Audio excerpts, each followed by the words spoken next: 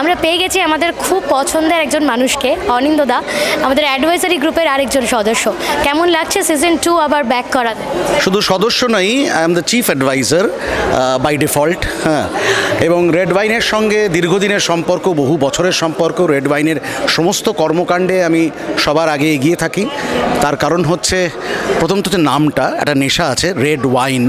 দ্বিতীয় কথা হচ্ছে অভিজিৎ গুপ্ত ভীষণ ভালো একজন মানুষ। আর তৃতীয় হচ্ছে সমস্ত উদ্যোগটা খুব সৎভাবে নেওয়া হয় আর কি। এবং যোগ্য মানুষরা যেখানে সম্মানিত হন, সেখানে আমি মনে করি যে আমরা যাদেরকে পুরস্কার দিই বা সম্মানিত করি, সেক্ষেত্রে আমরা নিজেরা সম্মানিত হই। তো সেই কারণে ভালো লাগা তো নিশ্চয়ই কাজ করছে এবং দায়িত্বও প্রচুর আছে। তার জন্য কিঞ্চিত একটু বুক টিপও আছে যে অনুষ্ঠানটা সফল হবে কিনা। তবে গত বছর যখন সফল হয়েছে, সেকেন্ড সিজন এটাও নিশ্চয়ই সফল হবে, এটাই আশা করব। এবং আমার মনে হয় যে আগামী দিনেও সমস্ত কাজকর্মগুলো যা যা আমরা করি, সেগুলোকে প্রপারলি আমরা করতে পারবো এবং এগিয়ে নিয়ে যেতে পারবো এই ধরনের উদ্যোগকে, যেখানে মানুষকে একত্রিত করা যায় ভীষণভাবে।